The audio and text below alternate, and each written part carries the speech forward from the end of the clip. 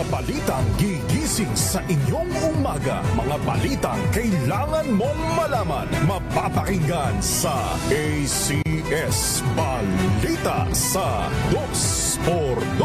Kasama sina Anthony Taberna at Jerry Baha. Lunes hanggang Biyernes.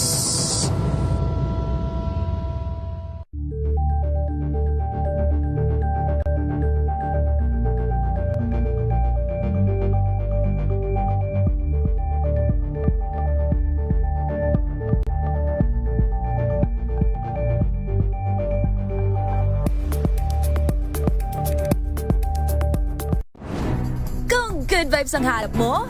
Dito ka na sa sigurado! Mula sa mga istoryang nagbibigay ng inspirasyon hanggang sa mga kwentong may dalang solusyon. Mga balitang pampagaan ang pakiramdam at pampaganda ng araw. Hindi lang ba sa good news, kundi the better news. Mula Lunes hanggang Biyernes, 1:00 ng tanghali sa DZRH TV.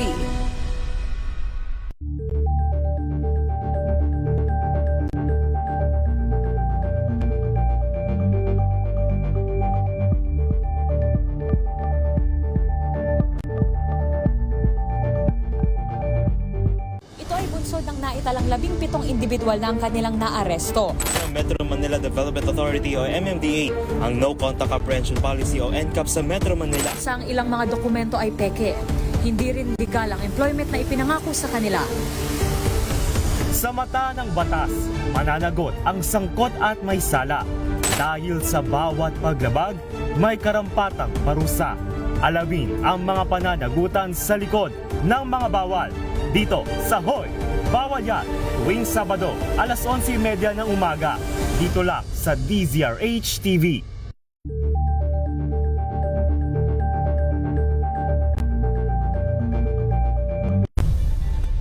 Nagsimula sa pangarap hanggang sa maabot ang tagumpay. Iba't ibang kwento, iba't ibang mukha ng atletang Pilipino. Mas pinatindi, mas pinalakas, at mas pinaaksyon sa Match Point tuwing Sabado, 12:30 ng tanghali sa DZRH TV.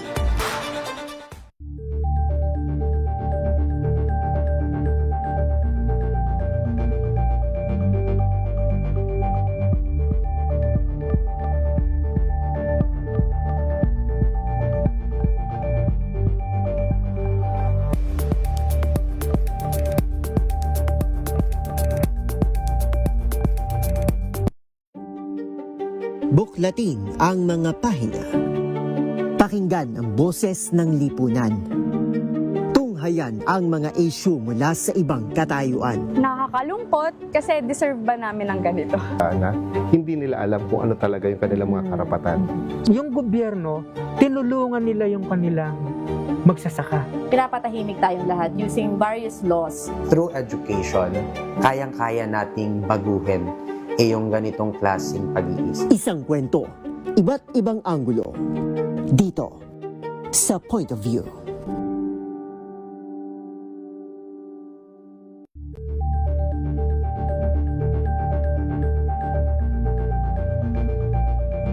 Tumunog na ang gandingan para sa kalikasan. Ang itinanghal bilang Best AM Radio Program Host ay si Cesar Chavez para sa special on Saturday ng DZRH.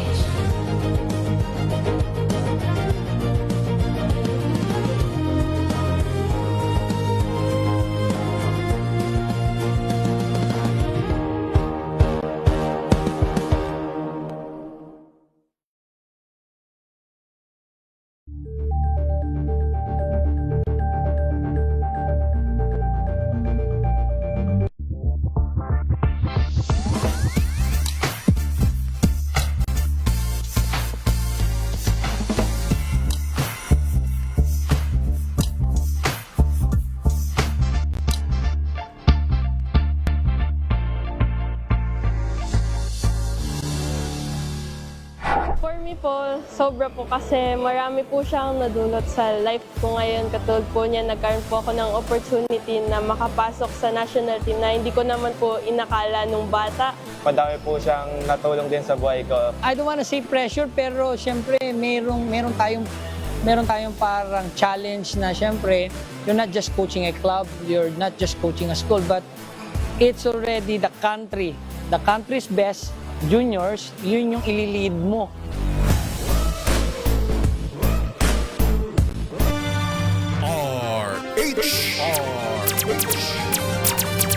Pilipinas, ang oras po 6:33. May problema ka ba sa batas? Hihimayin yan ng Panyera ng Bayan, Attorney Rina Seco sa Usapang Legal. Usapang Legal. Magandang gabi Pilipinas, ito po ang DZRH Usapang Legal kasama ang Panyera ng Bayan, Attorney Rina Seco para sa DZRH. Una sa Pilipinas, una sa Pilipino. Usapang Legal. Napansin niyo bang mataas ang energy ko ngayon? Maaga kasi ang hearing ko kaya may energy ako ngayong hapon. Medyo araw-araw medyo napapadalas po kasi ang aking mga hearings. Sabi nga nung yung isa sa mga nakasabay ko sa hearing kahapon, single ba yan sa attorney o may asawa? Sabi ko, single po ako. Sabi niya, ay, dito ka na makahanap ng makakasama mo habang buhay sa korte. Sabi ko, wag naman po sanang isa sa mga akusado. Anyway, kumusta po kayo ngayong araw ng katapusan? Ay, swell day ngayon. Isa pa rin pala yan sa mga rason bakit mataas ang energy ko tonight. Dahil today is swell day. Usapang Legal. At bukas, syempre, holiday. Happy weekend, everyone! Mabuhay po ang ating mga uring manggagawa na bagaman sa mga nagdaang panahon, tried and tested. Lalo na yung mga nasa middle, yung mga ordinaryong mga manggagawa na madalas naaapektuhan kapag may krisis, may pandemya. Bakit? Kasi yung hindi mga nakakatanggap ng ayuda, ang tungkulin, ang ating pong role sa buhay ay magbayad ng buwis para merong ipambibigay na ayuda doon sa mga mas kawawa sa atin at para po at higit sa lahat para po may madagdag na makukulimbat yung mga kurakot sa gobyerno. Usapang Legal. Nakakahiya naman sa mga anak ng mga kurakot, baka naman hindi na makabili ng Hermes. Di ba? Hiyang-hiya naman ako sa Hermes nung nagbabanggit ako ng brand. Hiyang-hiya naman ako sa mga luxury items ng mga anak na wala namang trabaho pero ang mga magulang known na mga kurakot sa gobyerno. Yung aking canvas bag na gamit ko araw-araw sa korte, sabi sa akin, wala sigurong kaso itong si attorney kasi naka-canvas bag. Pero ito po kasi, convenient. Kasi kung full leather ka sa korte, napakabigat, no? Mabigat na nga yung folder mo, no? Hindi pa po kasi paperless ang korte, nagdadala pa rin ng mga papeles. Kaya, kung pwede nga lang na plastic bag ng dalhin, di ba merong isang commercial ba yun? Merong isang parang survey na plastic bag. Hindi naman plastic labo, pero kulay yellow, kulay blue, Sa susunod siguro magagano na lang ako. Usapang Legal. Anyway, hindi po yan ang tatalakayin natin i-segue ko lang. Maganda po ang ating talakayan dahil tatalakayin po natin may kinalaman doon sa unang tanong na sabi natin ay ngayon tonight natin sasagutin because last time we didn't have much time para sagutin itong isang magandang question na ito. RHTV, please, for the first question. Attorney, pwede po ba mag-ask kung example po, binili po namin na lupa is nakapangalan pa sa namatay pero binili na po namin sa mga anak, pwede bang idiretso na sa buyer ilipat ang title ng property? Usapang Legal. Ayan tayo unang-una po pwede po ito pero sabi nga nila pwede pero depende. Bakit? Kung halimbawa po, tama ang documentation, no? Ano ba yung documentation? Yung mga papeles na kinakailangan at may proseso pa pong kinakailangang pagdaanan, no? Dahil unang-una, kung ito po ay nakapangalan sa isang taong namatay, no? At ito po ay wala pang deed of sale mula doon sa taong namatay, papunta po sa inyo, no? Walang deed of sale at o kaya naman ay may deed of sale nga pero hindi naman notarized, no? Kakailanganin po ang partisipasyon, no, ng mga compulsory heirs. Bakit kanyo? Kasi kung halimbawa po ito ay tulad ng binanggit ng mana, no? Mana, ibig pong sabihin ang pagmamay-ari nito ay nalipat na doon sa mga tagapagmana, but, no? Kailangan po ng link.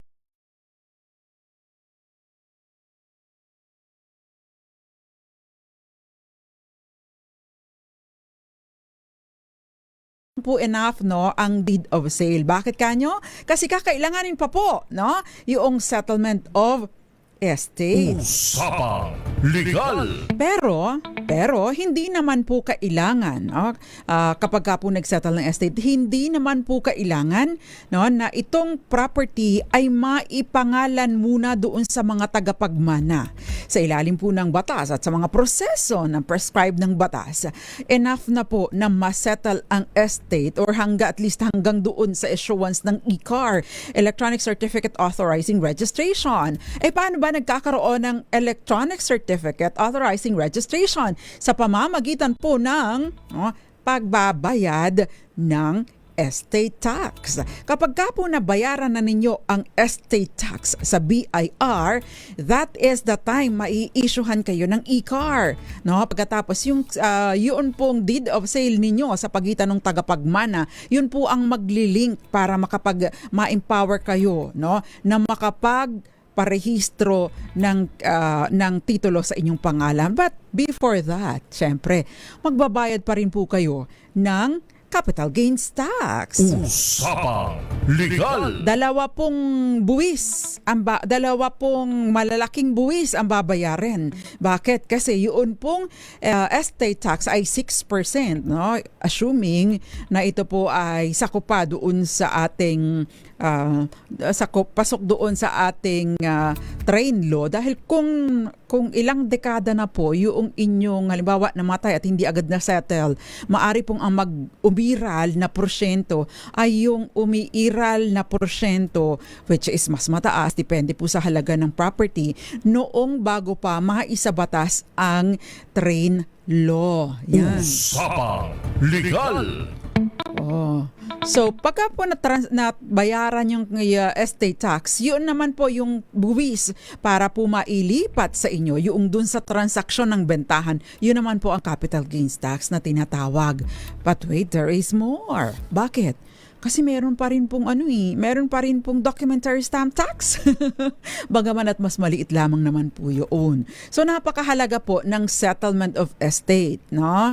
So kung wala pa pong settlement of estate, malabo po na maipatitulo ninyo ang property or mailipat ninyo ang title ng property sa inyong pangalan. No? Ang importante po, masettle yung dalawang buwis na ito para maipadiretso ninyo sa inyong pangalan ang title ng property. Usapang Legal. Ayan, magandang umaga, magandang tanghali, magandang gabi sa lahat ng mga nanunood, nakikinig sa atin mula sa iba't ibang panig ng mundo. Magandang gabi sa iyo, Eduardo Narvaez. Magandang gabi din sa iyo, Gael Enriquez. Itong si Gael Enriquez, napakarami ko ng utang dito kasi ginagawa ko siyang PA remote PA. Magandang gabi sa iyo, Mami Belen Rivera. Magandang gabi din po sa inyo, Dante Mulak. Magandang gabi. Si Gael Calmanor. Magandang gabi, Maricor Angeles, Jerry Sumagaysay, si Henry Dolohan dyan sa Botolan, Zambales, Tita Ami Miraflor Garcia, Jericho Ferrer, welcome back. Si Ivy Gutierrez at Warnica Buyaw. Magandang gabi po dyan sa North Cotabato. Usapang Mali po ako ng basa, Kabayaw. No, mali ako. Take 2. Warnie Kabayaw ng North Cotabato. Magandang gabi po sa inyo. Usapang Legal. Hindi rin po nawawala Teresita Atienza at Melvin Letrodo dyan sa Barangay Katipunan, Santa Fe, Leyte. At syempre si Tatay Nalding. Si Joel Mangasap dyan sa Melbourne, Australia. Magandang gabi po sa inyo. At yung iba pa pong hindi nagpaparamdam lang po kayo. At bibigyan po natin ng pansin. Especially if you have questions related sa ating talakayan tonight. Maya Bell, magandang gabi din po sa inyo. At ayan. So, again, napakahalaga po na masettle ang estate. By the way, kung kayo po ang buyer, wag po kayong basta-basta bibili hanggat hindi pa nasisettle ang estate, O kaya naman, dapat po meron ng extrajudicial settlement of estate. Kasama na dun po yung sale with sale. Ayan. Wag din po kayong bibili kung halimbawa po kapraso lang ang bibilhin ninyo sa isang property na mana ng maraming mga tagapagmana. Pagkatapos ay hindi pa nagkakasundo as to yung itong portion na ito kay A, itong portion na ito kay B. Wala pang designated area ng kanilang share. Bakit? Mas mahihirapan po kayo. Gawin niyo pong requirement kung bibili po kayo ng portion ng property or kahit ng buong property na galing sa mana. Make sure po na settled ng estate. So hahanapin po ninyo nasaan ang extrajudicial settlement of estate with partition. O kung solo tagapagmana siya, nasaan ang declaration of sole heirship? O kaya naman ay yun po yung kailangan. Kung halimbawa solong tagapagmana kayo or solong tagapagmana ang nagbibenta, maaari rin pong hanapin yung kung hindi po declaration of sole heirship, maaari din pong self-adjudication. Yun ang dalawang title. Maaring sole heirship o kaya naman po ay self-adjudication. Ayun. So ibig sabihin solong tagapagmana. Usapang Legal. Romel Livin, magandang gabi sa iyo. At Ini Doro, magandang gabi. Dito sa Batangas, merong ibang usapin pala itong kay Ini Doro. Ay, nag-move kasi. Si Teresita Atienza, magandang gabi po. At si Joel Mangasap. Thank you very much. Okay. Next, mamaya na tayo next question. Magko-commercial po muna tayo. But babasahin natin yung iba munang mga messages pa. Si Totoy Castillo, shout out din daw sa kanyang misis na si Josephine Castillo dyan sa Italy. Magandang, anong oras po dyan? Pasensya na, mahina po ako sa geography. Maurice Valera sa Pacific Tonga. Ay, magandang gabi po sa inyo. Saan po kayo dyan nanonood? Warnie Kabuyaw. At shout out din po kay isang artist, coffee artist. Dating estudyante, nagturo po kasi ako sa seminaryo a long time ago. At nagtrabaho din po ako bilang librarian dyan sa St. Paul Seminary. Magandang gabi sa iyo. Dating seminarista po ito at artist, coffee artist, tsaka sa ibang bansa. Maaring nanonood siya ngayon. Magandang gabi po sa inyo. Larry Abreño. Magandang gabi po sa inyong lahat. Usapang Legal. Ayan. So, if you have questions po related sa ating talakayan tonight or anything related sa real property, pwede po nating sagutin. Si Didith, yung minana po namin magkakapatid, ibinenta na po nila sa akin at dalawa na lang po kami na nagmamay-ari noon. Ang problema po, naka-mother title pa lang po. At ilan po sa mga kapatid ko na nagbenta ay namatay na. Paano po kaya yon? Ibig po ba sabihin wala kayong deed of sale sa pagitan ng inyong mga kapatid na nagbenta sa inyo? Wala po kayong anumang pinanghahawakan. Ang mahirap po dyan, kailangan kung halimbawa po hindi kayo nagsettle ng estate o wala kayong pinirmahang deed of sale noong mga kapatid ninyo na nagbenta sa inyo, kakailanganin po ninyo na ipasettle doon sa mga tagapagmana yung daming settlement nito. Kasi unang-una po kayo pong mga magkakapatid na nagmana, dapat po ay sinettle ninyo yung estate. At least umabot doon sa bayaran ng estate tax. So, nasettle po sana ninyo yung estate at meron din po kayong deed of sale sa pagitan ninyo at ng kapatid na nagbenta sa inyo. Kung wala po ito, medyo may malaki-laki po kayong problema. Bakit kanyo? Kasi kailangan po muna nyong isettle ang estate nung magulang ninyo na namatay at pagkatapos kailangan din pong mag-settle ng estate yung mga anak nung kapatid ninyo na namatay na. No? At saka pa lang po makakapag-execute kung halimbawa wala kayong deed of sale noon. Saka pa lamang po execute ng deed of sale pabor sa inyo itong lahat ng mga tagapagmana, no? Nitong kapatid ninyo na nagbenta sa inyo ng share. So yun po ang problema. So 2 transaksyon para sa settlement of estate at isang transaksyon ng sale. So yun po yung capital gains tax. Kaya as much as possible po bago kayo pumasok sa bentahan, make sure na yung settlement of estate ay naasikaso na. Usapang Legal. Anyway, magbabalik po tayo, Ma'am Didi, pwede pong follow-up question. Ilan po muna mga paalala? Diyan lamang po kayo. Kayo'y nakikinig sa Hello, Washi! Laundry day na naman! Yay! Anong meron? Mancha ng chocolate, putik, may libag pa! Kaya natin yan! With Pride Washing Machine Detergent, may triple stain-away formula. Tanggal ang makapit, madikit, at malupit na dumit mancha. Kaya easy-easy ang labada. Mula noon hanggang ngayon! All you need is pride! All you need is pride! ACS.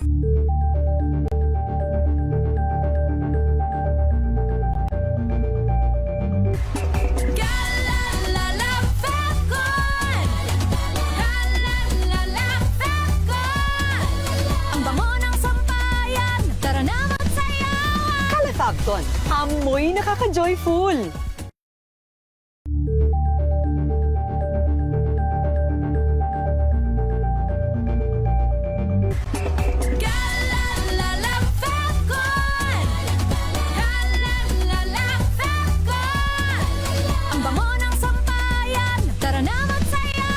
Calefacton, amoy nakaka-joyful.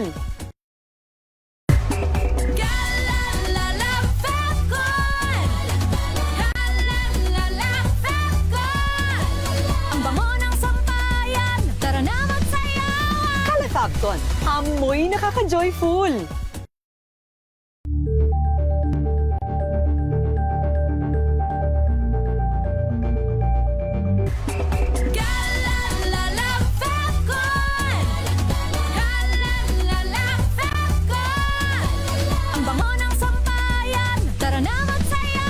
Calefacton, amoy nakaka-joyful.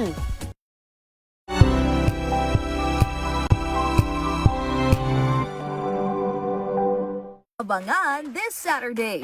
Rewind tayo sa special screening ng short film for a cause na pinagbibidahan nila Miss Grand International Queens Emma Mary Tiglao and Gotcha Bell. Don't worry, you will eat lechon. Lechon. And secret. Si Attorney Rina Seco. Usapang Legal. Si Ginoong Renante Ibasco ay nanonood naman sa atin dyan sa Saudi Arabia. Ay, ang daming nanonood sa atin ng mga OFWs. Shout out po sa ating mga OFWs ha. Wag po kayo, alam kong marami kayong pera. Wag po kayo magpapaloko sa mga scammers ha. Yung mga nag-o-offer ng mga real properties na mura daw, no? O yung mga pasalo. O kaya yung mga, anong tawag nga doon, Gael? Yung not pasalo, yung sanglatira, marami pong naloloko ngayon ha, mga OFWs kasi inaengganyo po sila, no? Na mag-invest daw tapos tubong lugaw, no? Siguraduhin po muna ninyo yung background, although talaga naman pong may mga ganitong transaksyon. Just make sure na legit, legal, no? Mapagkakatiwalaan ang inyong katransaksyon para hindi po masayang ang inyong pinaghirapan. Usapang Legal. Naipaalala ko lang kasi napakarami pong dumudulog sa atin na nagpapatulong kaya mag-ingat po kayo. Ayan. Si Angelina Palekbar ay nanunood din sa atin. It's 12:45 ng tanghali. Nasa job si Totoy Castillo. Maraming salamat po sa pagtutok ninyo sa atin. Okay, so balikan po natin yung question kanina. Yung first ever question, yung binili ng buyer ang lupa mula sa anak o yung mga tagapagmana at ang lupa ay nakapangalan pa sa namatay na magulang. Ang question niya ay pwede bang, uulitin ko para sa mga lake tuners, pwede bang diretso na sa pangalan ng buyer ang title ng property na hindi na dadaan or hindi na muna kailangan pang ilipat ang title ng property doon sa seller o yung mga tagapagmana? The answer is pwede po, no? Sa maraming sitwasyon, maaari pong mai-transfer ang titulo diretso sa buyer sa kondisyon, no? Sa kondisyon po na una, na-settle na yung estate, no? At syempre pa, na-issuehan na ng Certificate of ICAR, Certificate Authorizing Registration mula sa BIR. Usapang Liga. It goes without saying po kasi requirement din po na fully settled, no, yung amilyar o yung real property tax. Kaya po hindi naman po kailangan na dumaan pa sa mga anak, yung mga sellers, pangalan nila yung title ng property. Basta po meron na silang kapangyarihan, may patunay, no, na ng kapangyarihan na makapagsalin, makapagbenta, makapagdispatcha ng property.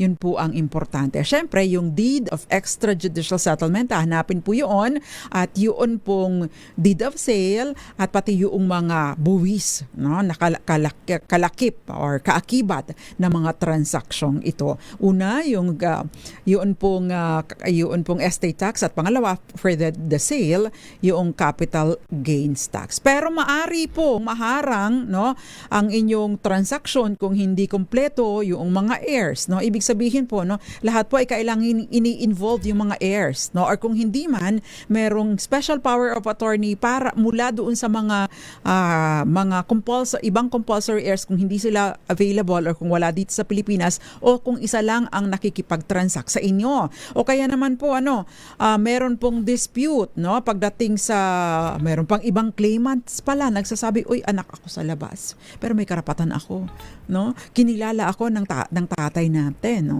So o kaya naman merong hindi nakapirma, no, malaking problema po 'yon. O kaya naman merong mga liens or existing claims, halimbawa may posibleng utang po ang estate, oy, risky po ito. O kaya may third party buyer na naibenta na pala ito, no? Take note lamang din po, may mga pagkakataon po pala na yung magulang naibenta na sa iba. Ay kaya lang yung buyer, no, ay hindi niya na iparehistro yung bentahan, no? Pagkatapos namatay si seller, minana ng anak, minsan hindi alam ng mga anak, saka magkakaroon ng transaksyon. Medyo delikado po ito. Kaya napakahalaga rin po ang tinatawag natin na due diligence. Iba yung pag-iingat. Usapang Legal. Si Joseph Abalos, sabi niya, advance happy birthday. Sino po bang nanonood? Si Joseph Abalos ang nag-message, pero greet daw ng husband niya na si Joseph Abalos, siguro wife niya, ginagamit yung page, yung account ni Joseph Abalos. Ay, Joseph Abalos, happy birthday sa'yo. Magandang gabi din sa'yo, Salvacion Escobar, at syempre pa, rent-to-own, iba pa rin transaction yan. Maganda rin yung mga naiisip ng ating mga kababayan, lalo na si Gael, very active, no? Minsan may mental block din po ako Kaya maganda po, pinapaalala niyo po sa akin, kagaya na lang yung kanina, yung pasalo, rent-to-own, yung ano na nga ba yun? Sanglatira, ayan. Mahalaga po na kayo ay nag-iingat. Usapang Legal.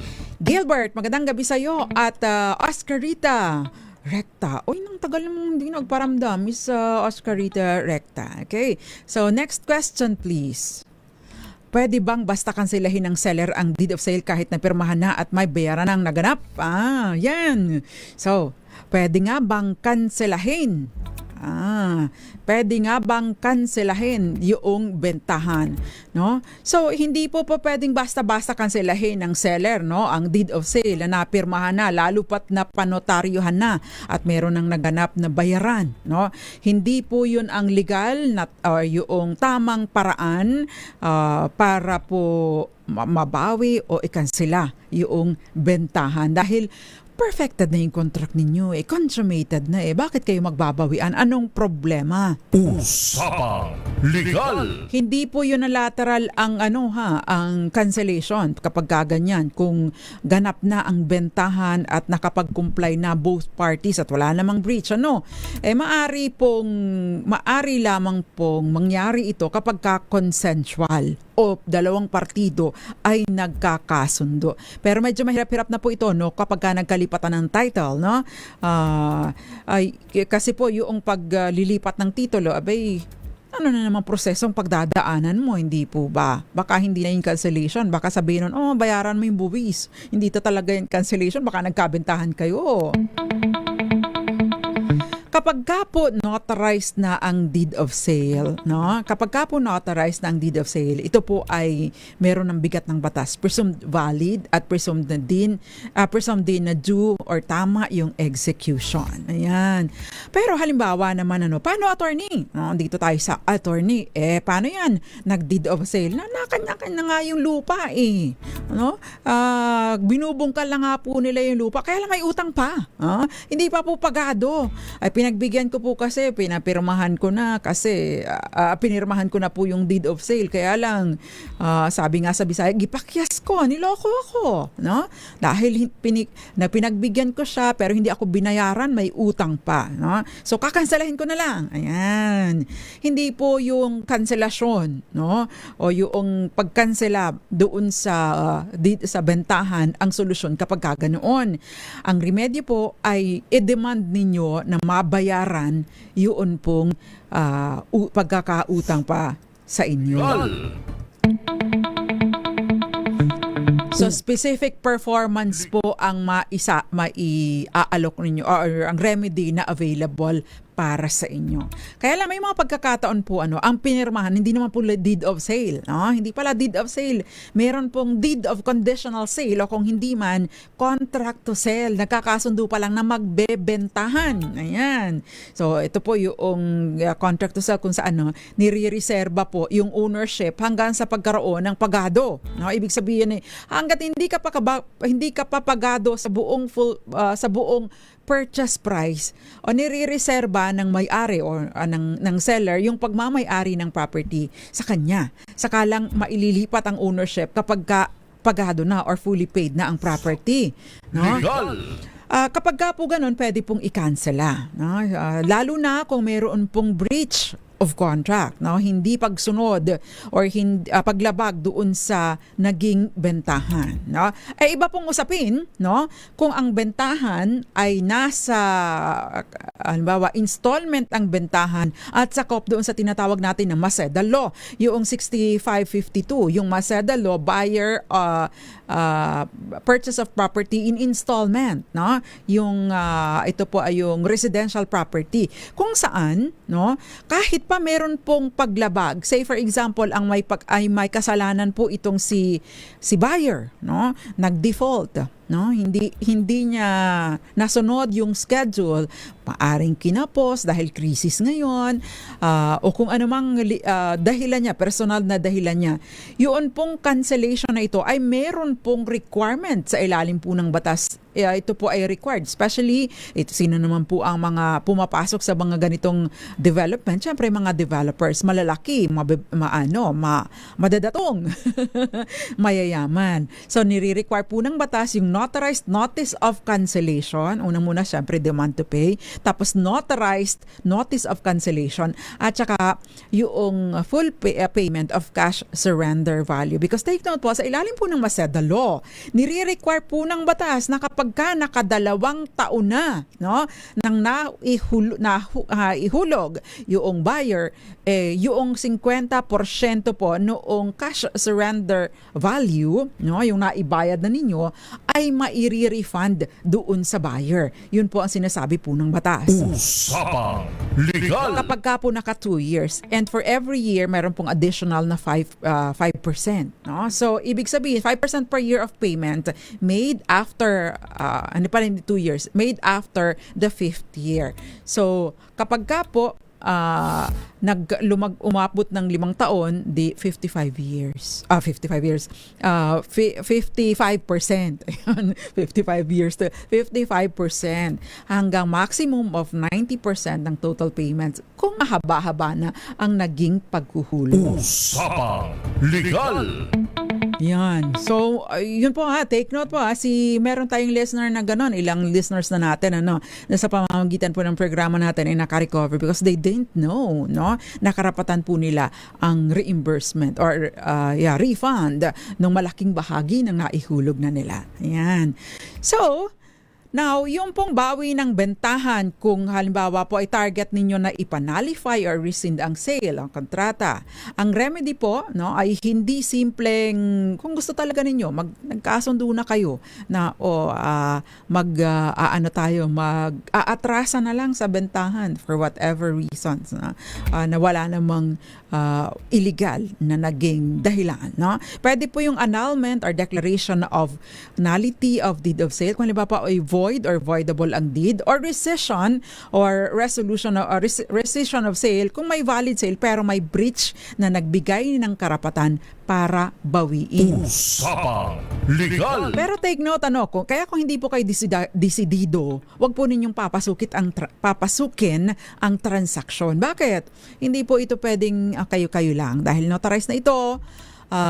Ito po ay kakailanganing dumulog kayo sa korte at hindi po simpleng affidavit laang. Usapang Legal. Yan.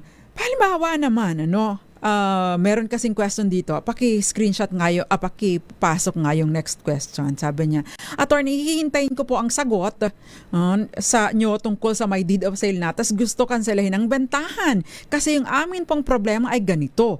Napanotaryo na po namin ang DOA sa deed of sale. Tapos pinasukat namin ang lupa at nalaman namin na maliit po ang sukat. O, di ba? Usapang Legal. Ito po ay question after last Tuesday, after nung episode natin ng Tuesday. So maganda yung follow-up question niya, So, ano ang remedy ng buyer kung halimbawa may notarized deed of sale na pero you found out later on na kulang, Nagbayad ka ng sapat pero kulang ang katapat. Kulang ang ibinigay sa iyo. 'Yun ang problema, 'di ba? Ma'am Joy Garimbao. Malaking problema ay pagkaganyan, syempre gagalit ka. Nagbayad ako ng tama, niloko mo ko. Bakit ganun? Pero ang tanong ko sa iyo, sorry tatanungin kita, yung nagpadala ng mensahe na ito, bakit kung kailan kayo nagbayad, ay saka pa lang kayo nagpapasukat? Di ba? Kapag ka po bibili kayo, ang order ng mga aktibidad would be, syempre, physical inspection. Titingnan ninyo, uy, kapitbahay, kanino talaga itong may-ari? Baka may ibang nakatira doon. Ba't saan ka nakatira? Sino ka dyan? Ikaw ba may-ari? Anong karapatan mo tumira dyan? O nagpaparenta ka ba? O nirirentahan mo ba? Pangalawa, titingnan mo, ay kumusta naman ang title? Hindi lang yung title na hawak-hawak ni seller. Kasi for all you know, merong mga involuntary encumbrances. Anong ibig sabihin nito? May mga claimants pala. Diba? Ay pala ay naka-foreclose na. Ay nasa kanya pa yung title pero doon sa record ng Register of Deeds, meron pala itong mga kung ano-anong mga claim. May adverse claim, subject pala kung anong encumbrance or anong claim. So, malaking problema ito. So again, yung totoong status ng property ay doon po ninyo at least yung reliable na status or mapanghahawakan po ninyo na maari po ninyong ipanglaban sa ibang tao, kung ibang may mga nagki-claim ay nung binili ko ito ng April 25. Nang binili ko ito ng April 25, ganito kalinis ang titulo ng property. Wala yang binabanggit mong claim. Ibig sabihin ako may karapatan dito sa property, 'di ba? Kasi kung ano't ano man, at least may panglaban ka. I bought this property in good faith. Binili ko ito na wala akong alam na may problema pala itong property and therefore, innocent purchaser ako. Buyer in good faith ako. Kaya po yun ang dapat na tinitingnan natin. Usapang Legal. Pero hindi pa dun po nagtatapos. There is more. Bakit? Dapat yung nakalagay doon sa deed of sale ninyo na sukat, although may nakalagay dyan more or less, no? At least hindi naman nalalayo yung less doon. Maganda kung more. Pero kung less, ay hindi naman nalalayo. Malaki ang diferensya. Ay baka naman yung halimbawa ay 300 square meters mo ay 250 laang pala. Ay luging-lugi ka, 'di ba? Pero maganda rin pong tingnan natin, no? So nagpasukat ka saka pa kayo nagkabentahan. Siyempre pa, dapat na ibibigay po sa inyo kopya ng yung owner's copy. Ibig sabihin yung original. Wag kayong papayag na certified true copy laang. Bakit? Ay kasi nawawala po, attorney. Abay gagastos ka. Bakit kanyo? Kakailanganin mo pa rin ang assistance nitong registered owner kapag ka magpapa-reissue ka ng kopya, ng bagong kopya, yung owner's copy na tinatawag. Usapang Legal! So dapat po tayo'y alerto kapag ka bibili ng property, yung mga requirements dapat ay kumpleto. At yung pagsusukat, dapat ginagawa bago magkabentahan. Teka lang, no? Magbabayad ako para sa 200 square meters, tapos 150 lang pala, square meters lang pala ang sukat ng property. Lugi ka doon, day. Diba? So, maganda din pong malaman, tanong din po natin, paano ang bentahan ninyo? Is it per square meter? O ito po ay cuerpo cierto? Ano ba yung cuerpo cierto? Di ba? Bagong term. Spanish term po yun. So, ibig sabihin lump sum, no? Yan, hindi na natin kinukonsider ang per square meter. Pero may mga bentahan po, di ba, na per square meter. Ayan. Kapag ka po, lump sum, usually, hindi medyo, unless napakalaki po ng diferensya, it doesn't affect, no? Wala po kayo, mahihirapan po kayong mahabol. But then again, maari po kung malaki po ang diferensya, kasi nakalagay dun more or less, di ba?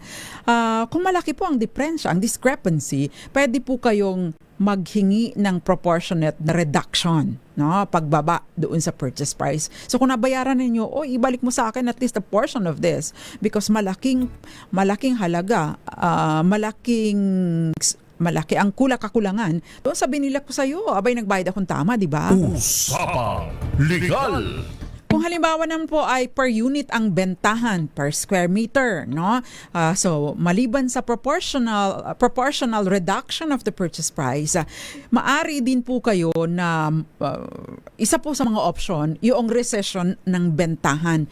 Kung ang deficiency po ay at least 10% ng total area. So kung 10% o mas malaki pa, maari pong sabihin ninyo na, option ko to, ang ini-exercise kong option ay balik mo na lang sa akin yung pera ko. Di ba? Kasi lugi naman ako, di ba? Dinaya mo ko. Usapang Legal! Kaya yes, Gael Enriquez, ipasukat muna bago magbayad. Dapat kabilaan, no? Pati yung title, isama mo na. Baka naman, bukas ko na ibibigay sa yung title. Nandun pa sa baol. Okay, papayag ng ganun. Make sure po na yung mga dokumento. By the way, maliban pa sa deed of sale, maliban pa sa pirmang deed of sale, yun pong kailangan din po yung acknowledgement receipt na in fact, tinanggap na niya yung pera. No? Manigurado na din po kayo. Pati yung checklist, di ba? Usapang Legal! So, by the way, going back doon sa cuerpo cierto, yung lump sum na bentahan, no? Maganda rin pong malaman natin, no? Yung kung meron pong ang tawag doon, meron pong boundaries, no? Lalo pa kung hindi po ito per square meter, no? At hindi naman kalakihan, yung discrepancy, no? Maari itong pumasok doon sa naman to lump sum naman ang bentahan natin, no? Lalo pa kung merong specific na description, no, boundaries na nakalagay doon, di ba? West of ganito, east of ganito, point blank of ganito, no? Kapag po may mga ganung mga description na, no? So ibig sabihin, yung boundaries ang pinag-uusapan, hindi yung sukat. So medyo mahihirapan po kayo doon kung hindi naman ganun kalaki ang discrepancy. Medyo mahirapan po kayong mag-insist ng reduction of purchase price. Usapang Legal! Kaya again, maliban sa iba pang pag-due diligence, iba pang ways ng due diligence, yun pong inspection, pasukat, ay mahalaga. Ayan. Yun nga lang, gagastos kayo, geodetic engineer, di ba? Para po magkaroon ng muling pagsusukat ng property. Usapang Legal. Ayan, itutuloy ko na. So, practical ng cause of action po, depende po sa ebidensya, yung proof of proportional reduction of price, action for proportional reduction of purchase price or rescission under po sa ating civil code. Dadagdagan ko na lang yung question. Pahabain pa natin ang talakayan. Paano naman kung mali ang description o kaya ay mali ang lot location? Common problem yan, di ba? Miss Gael, Aunt May, Joy Garimbao, common problem. Attorney, mali po yung mali po yung location. Mali po yung location ng property. May mali po sa job description, sa lot description. Anong gagawin mo ngayon? 'Di ba? Isa pa ring problema 'yan. Kung meron pong mali sa description or lot location or yung technical description at hindi tumutugma sa tunay na pagkasundoan, meron naman po tinatawag na reformation of instrument. Ayusin po, yung inyong deed of sale, So para ma-correct yung pagkakamali doon kasi the deed of sale does not express yung true intent. Nagkaroon ng pagkakamali. So, pwede po yung reformation. Usapang Legal. Again, yung pong mali lamang ang description, mali ang location, wala pong proportionate na reduction doon sa purchase price yun. So, iba pong usapin kapag may discrepancy sa sukat at iba pong usapin kapag may discrepancy lang sa description or sa location. Yan. Usapang Legal. Diba? Ang saya ng ating talakayan. Si Jacinto Abeliana, magandang gabi po, watching here in Basak San Nicolas. Oy, tumira ako dyan sa sa Maydulho, Fatima. Jacinto Abeliana, magandang gabi po, watching here in Basak San Nicolas, Cebu City. Maari po bang ibenta ang isang property na napangalan pa ang tax declaration sa aming grandfather at wala pang extrajudicial settlement?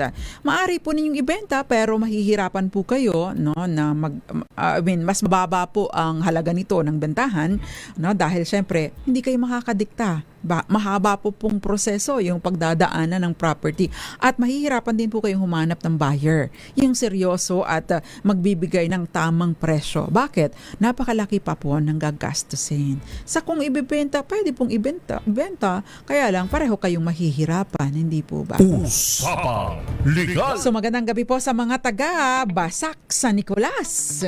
Malapit yan sa Pasil. Nilarang. At saka sa Tabuan, yung bilihan ng mga dried pusit, dangget, at dung masarap na humba. Magandang gabi po, Ginoong Jacinto Abeliana. At syempre sa iyo, Florence Regalo, nanonood sa atin, nakikinig sa atin sa Pila, Laguna, Lando Abao. Maraming salamat po. Thank you very much for watching. Usapang Legal. Ivets Escueta, Michael Manalo dyan sa Las Piñas at maraming iba pa. Again, happy birthday sa iyo, Joseph Abalos. Bukas po yan. At yung wife, magandang gabi po sa inyo. Kung may mga questions po kayo Lourdes Banyares at yung iba pang mga nanonood sa atin dyan, magandang gabi po sa iyo. Attorney, yung nabili sa developer na hindi pinasukat ng binili pero kulang pala sa sukat, pwede po bang mabawi pa ang sobrang binayad o mang-demand po kayo na maibalik? Dahil yan, usually ang bayaran dyan ay per square meter. Hindi po ba, Ma'am Teresita? Kaya make sure na although kapag po ganyan ang may obligasyon na magpasukat, di ba, ang developer. Kung pinasukat po ninyo at sinukat ka, ngunit kulang, reklamo po agad ninyo. Siyempre, dapat may attachment, yung kaukulang pruweba na kulang nga. Dahil kapag po ganyan, di ba, per square meter, di ba? So, magbabalik po tayo. Marami pang mga questions. Ilan po muna mga paalala. Diyan lamang po kayo. Usapang Legal. This time check is brought to you by ACS Manufacturing Corporation, ISO certified, maker of work.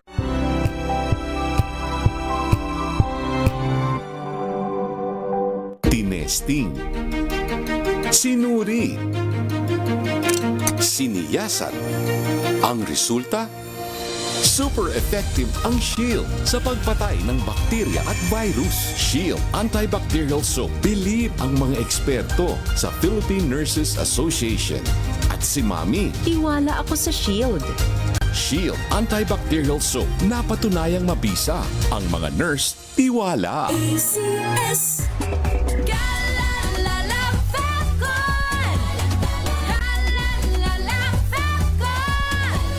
Ang bango ng sampayan. Tara na magsayawan. Calefabcon, amoy nakaka-joyful. Sa lahat ng bagay, simula pa lang, siguraduhing max protection na. Kasi pag kulang ang proteksyon, baka madaling masira. Sa ngipin, dapat may max protection din. Max sa alaga ng Unique Toothpaste. With Max Protect Formula, help stop cavities before they start, while keeping breath fresh. Try Unique Maximum Fluoride Protection. Para max sa alaga, max protektado. ACS.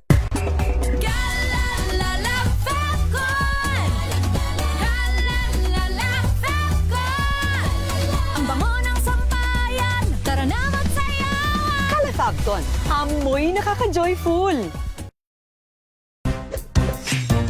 Tanggaling-galing mo. Smart dishwashing paste ko. Pritong ulam na masebo. Plato o kaldero. Tanggaling for everyday. Ganyan pag smart ang dishwashing paste. May double tanggaling formula. Tanggal ang sebo, tanggal ang bakterya. Pahit para walang bahid. Linis fantastic sa metal at plastic. Number 1 ko to. Tanggaling-galing mo. Smart dishwashing paste. ACS. Dati-rati maraming pamilyang Pilipino ang kapos. May mga magulang na hindi alam kung saan kukuha ng makakain. Sa ayuda naman, matagal sila naghihintay bago makakuha. Kapag may kalamidad, ang relief goods, mano-manong inihahanda. Kaya matagal dumating. Ng ating walang gutom program. Kaya malinaw ang utos ni Pangulong Ferdinand Marcos Jr. Ilapit ang tulong, pabilisin ng serbisyo, siguraduhin may nakakain ang bawat pamilyang Pilipino. Direktiba ng ating Pangulo, siguraduhin dapat una wala ng pamilyang Pilipino na nagugutom para maging bahagi sila ng productive workforce. Nitong nakaraang linggo, personal na sinuri ng Pangulo ang pagpapatupad nito. Sa Walang Gutom Food Stamp Program, ang mga benepisyaryong tulad ni Lola Lumen ay tumatanggap ng 3,000 pisong food credits kada buwan sa electronic card, pambili ng masustansyang pagkain sa DSWD partner stores. Hindi na bibiyahe, mas mabilis. Ang resulta, nakikita. Mga masusustansyang pagkain ang agad na iuwi. Meron na ring balansyado na nutritional value ang binibigay, lalo na sa mga bata. Sa 4Ps o Pantawid Pamilyang Pilipino Program, pinadali na rin ang pagkuha ng ayuda. Kung dati oras ang ginugugol sa biyahe, ngayon nasa cellphone na. Mas diretso, mas sigurado. These are the underserved areas. Walang branch ng bangko. Lahat ginagawa natin para maging madali para sa kanila, makuha nila yung mga cash benefit nila. Sa oras naman ng sakuna, mas mabilis na rin ang responde dahil sa mas maayos na paghahanda at mass production ng relief goods. Kung dati ilang araw ang hinihintay, ngayon sa loob na lang ng ilang oras na ipadadala na ang tulong. Ito ang malinaw na resulta. Mas mabilis na serbisyo, mas malapit sa tao at mas nararamdaman sa araw-araw. Sa buong bansa, tuloy-tuloy ang trabaho. Isa-isang inaayos sa mga bagay na magpapagaan sa buhay ng mga Pilipino dahil walang Pilipino ang dapat magutom, mapabayaan, walang maiiwan. Salamat, President. Salamat.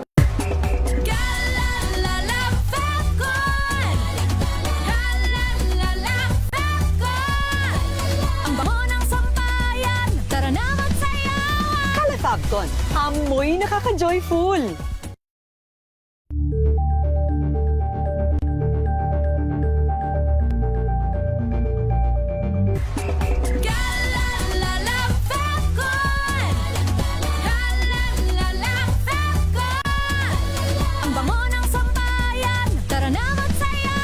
Calefabcon, amoy nakaka-joyful. May arte? May budget? Akala nyo lang yon. So solid! White Rose Papaya, wow! White Rose! White Rose Papaya, wow! White Rose! White Rose Papaya! May glow up with White Rose Papaya! White Rose Papaya. May puti power times 2 kasi may papaya at niacinamide. May shea butter and tea tree oil pa. Kutis sulit ang glow up. Glow up with White Rose Papaya! White Rose Papaya. Kutis Sulit ang glow up. Wow, ang saya. Isang barangay na labada, puro mancha pa. Goodbye, pahinga. Mommy, isang laba lang yan sa Pride Bar Blue. May powerful stain-away enzymes na malupit sa dunit mansya. At di masakit sa kamay. Isang laba lang yan. Hello, pahinga. Hello, Pride Bar Blue. ACS.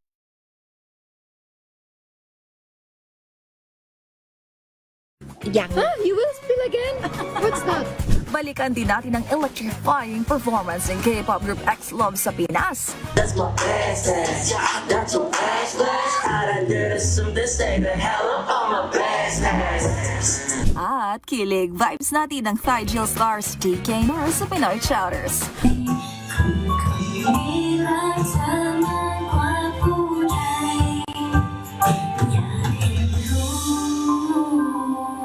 Alas 12 ng tanghali, dito lang sa DZRH TV. Number 1 na naman ang inyong DZRH sa latest survey ng Kantar Media na inilabas nitong January 2026. Hindi lang sa Metro Manila, kundi pati rin sa Mega Manila. Patunay na DZRH lang ang inyong tunay at totoong pinagka...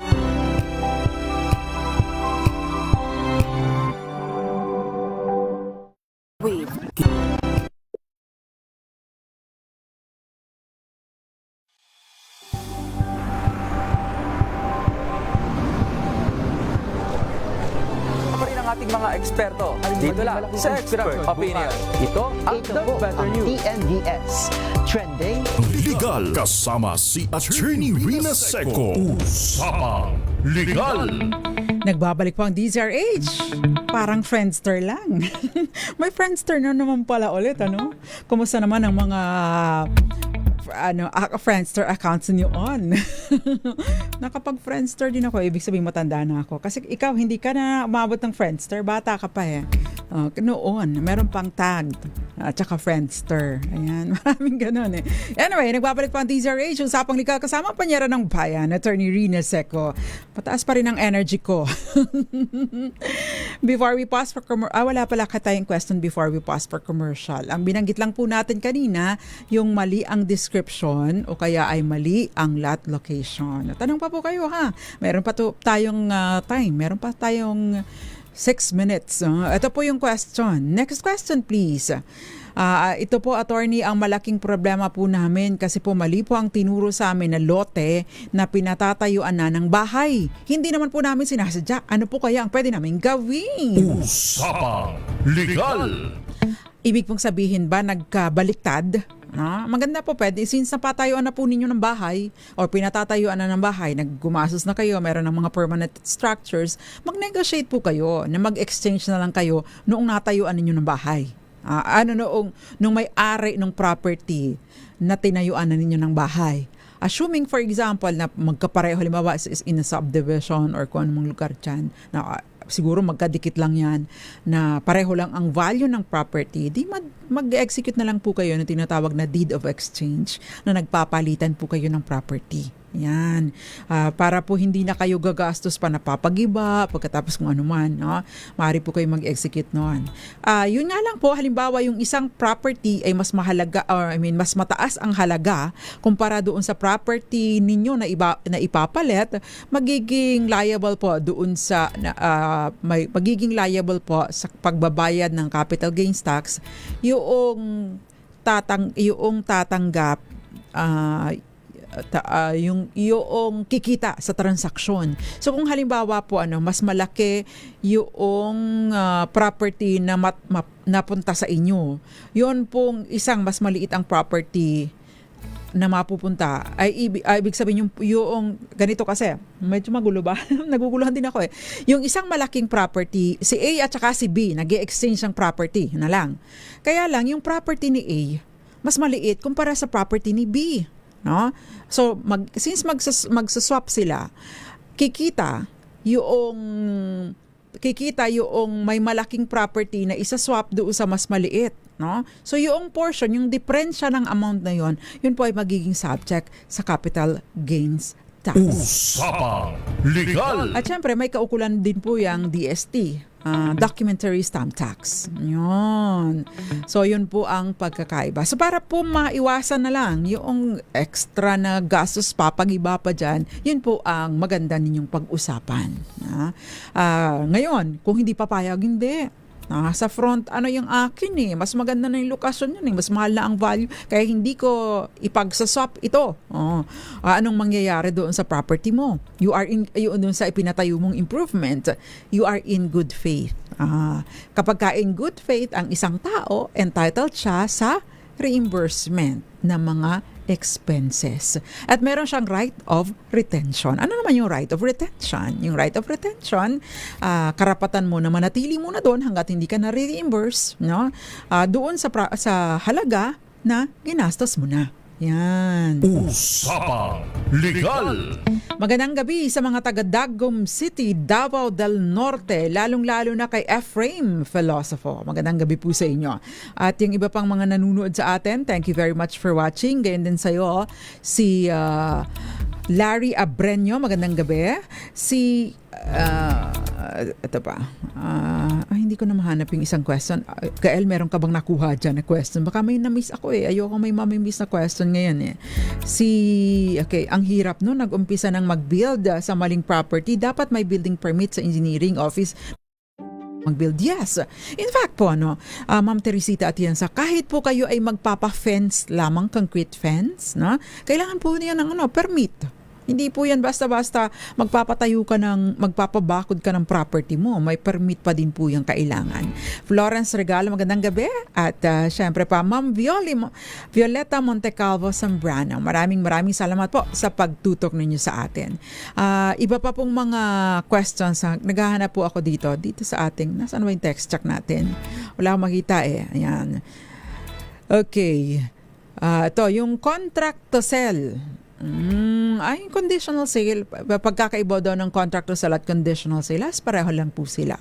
Yung seller, nire-reserva yung ownership o pagmamayari sa property, hanggat hindi ka pa hindi pa fully paid.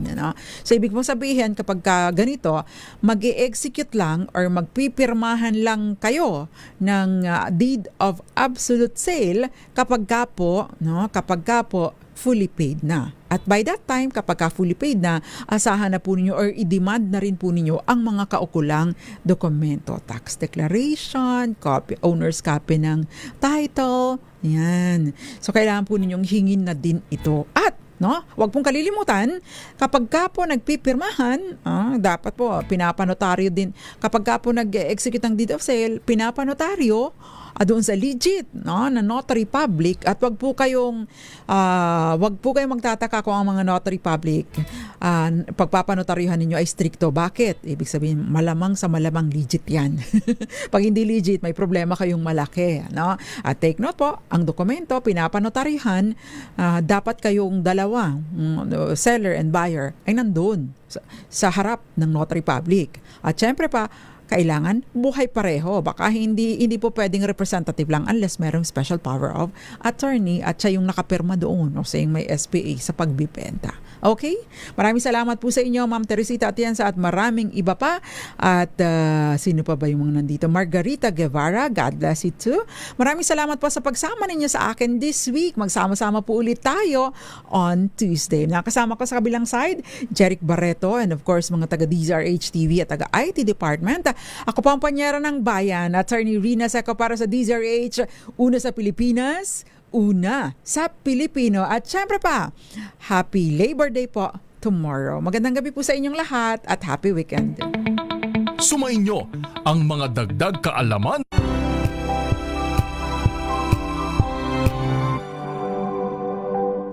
Hello, Washi! Laundry day na naman! Yay! Anong meron? Mancha ng chocolate, putik, may libag pa! Kaya natin yan! With Pride Washing Machine Detergent, may triple stain-away formula. Tanggal ang makapit, madikit, at madupit na dumit mancha. Kaya easy-easy ang labada. Mula noon,